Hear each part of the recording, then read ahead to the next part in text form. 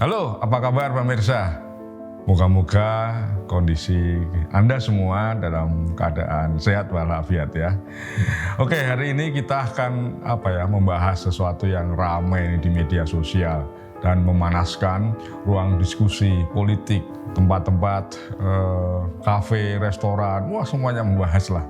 Apa itu ya? Ini isu perpecahan antara Presiden Joko Widodo dan Presiden terpilih Prabowo Subianto serta Wakil Presiden terpilih Gibran Rakabuming Raka.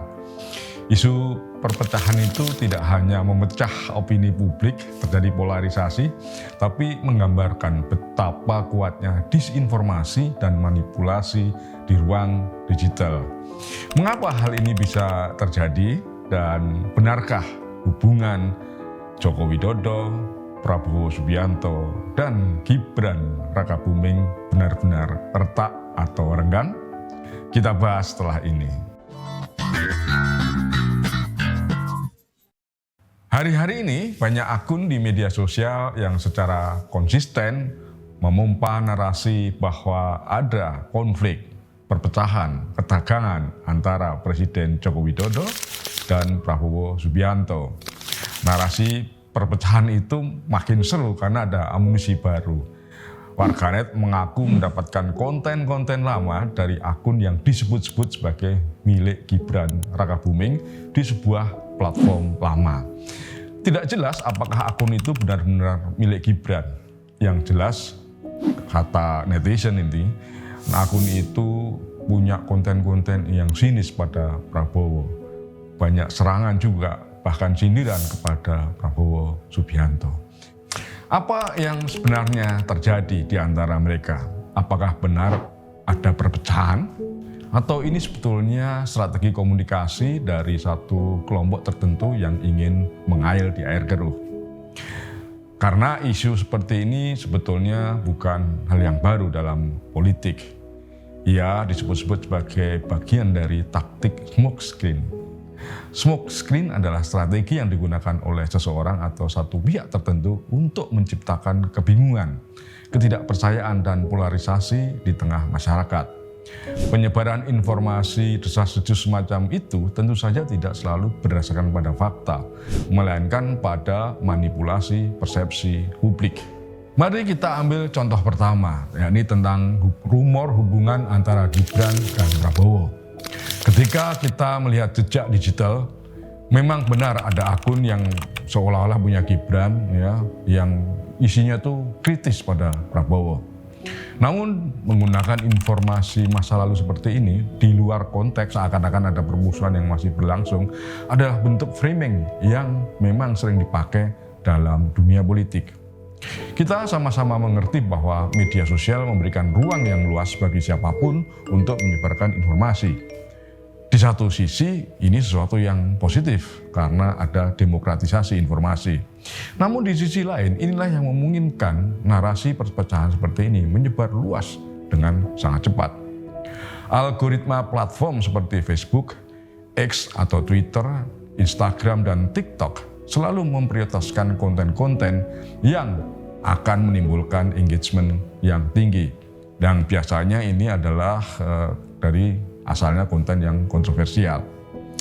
Apa akibatnya? Akibatnya akun-akun yang menyebarkan isu perpecahan mendapatkan lebih banyak visibilitas, engagement, dan perhatian publik.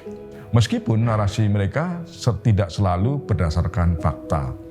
Inilah yang disebut sebagai disinformasi strategis, yaitu penyebaran informasi palsu atau menyesatkan dengan tujuan politik tertentu. Fenomena seperti ini tidak hanya terjadi di Indonesia, tapi juga di negara lain, misalnya di Amerika Serikat, terutama pada masa pemilihan presiden waktu itu, Donald Trump.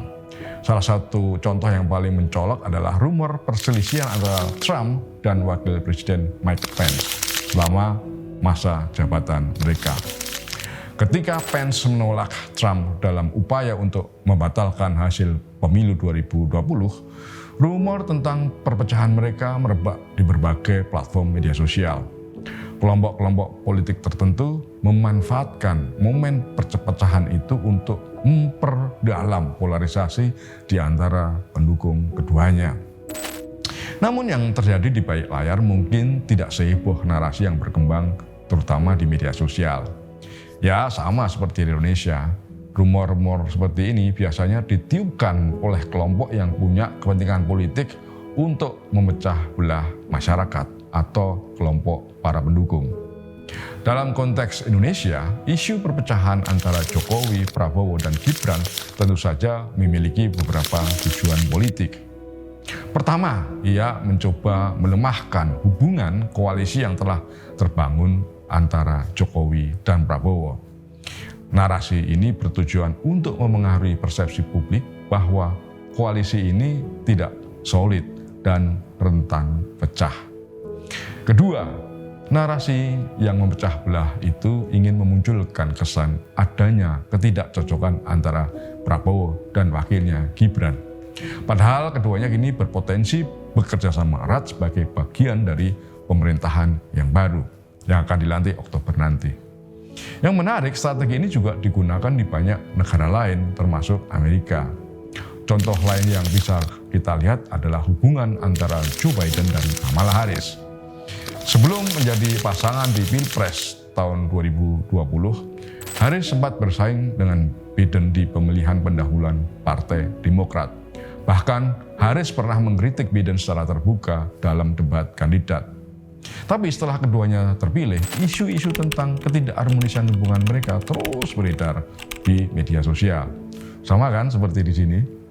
Nah, apa dampak penyebaran rumor keretakan politisi bagi masyarakat? Di Indonesia kita bisa melihat betapa kuatnya dampak dari penyebaran isu-isu perpecahan ini terhadap masyarakat. Narasi yang tidak terverifikasi seperti ini akan memperdalam polarisasi, memecah dukungan politik, dan merusak kepercayaan publik terhadap pemerintah. Jika dibiarkan, ini berbahaya karena masyarakat mulai mengidentifikasi diri mereka dengan salah satu kubu tertentu, yang pada akhirnya mempersempit ruang dialog politik yang sehat. Lantas bagaimana kita atau masyarakat bisa atau melihat situasi seperti ini? Sederhana, yakni cek fakta sebelum menyebarkan informasi. Kita sebagai warga yang aktif di media sosial harus lebih berhati-hati terhadap informasi yang kita temui.